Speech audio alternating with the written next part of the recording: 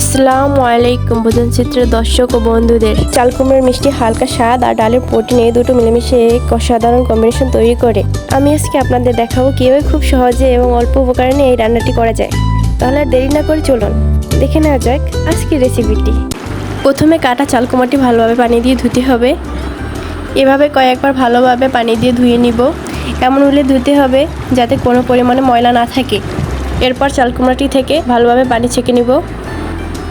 এরপরে চুলায় একটি কড়াই বসিয়ে নেব। কড়াইতে সামান্য পরিমাণে পানি দিয়ে দেব যাতে পরবর্তী মশলা পুড়ে না যায়। এরপর দিয়ে দেব পরিমাণ মতন পেঁয়াজ বাটা, রসুন বাটা, পরিমাণ মতন তেল। এরপর হালকা নেড়ে নেব যাতে পুড়ে না যায়। এখন 1 চামচ মরিচের গুঁড়ো, 1 চামচ হলুদের গুঁড়ো, 1 চামচ ধনের গুঁড়ো আপনারা আপনাদের পরিমাণ মতো নিয়ে নেবেন। এরপর স্বাদ মতো লবণ দিয়ে নেবেন। এরপর ভালোভাবে নেড়েচেড়ে নেব। এরপর 2টি এলাচ দিয়ে নিব। এরপর এক টুকরো দারচিনি নিয়ে ভালোভাবে নেড়েচেড়ে নিব। এরপর সামান্য পানি নিয়ে কষানোর জন্য কিছুক্ষণ রেখে দিব। এরই ফাঁকে চাল কুমড়ো দেওয়ার জন্য 1 কাপ পরিমাণের ডাল ধুয়ে নিব ভালো করে। এরপর যখন কষানো মশলার উপরে তেল ভেসে উঠবে এই পর্যায়ে ধুয়ে রাখা ডালগুলো দিয়ে দিব। এরপর ভালোভাবে নেড়েচেড়ে ডালটা কষিয়ে নিব।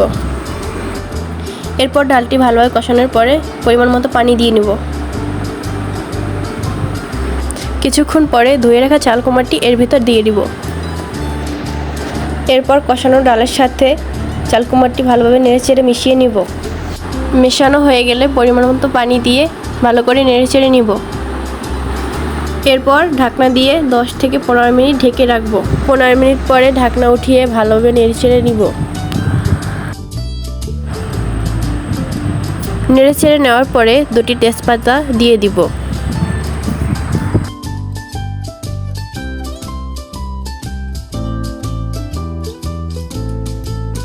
আবারও ঢাকনাটি 5 মিনিটের জন্য ঢেকে দিব। 5 মিনিট পরে ঢাকনা উঠিয়ে সামান্য পরিমাণে জিরার গুঁড়ি ছিটিয়ে দিব। তারপর কিছুক্ষণ নেড়েচেড়ে উঠিয়ে নিব।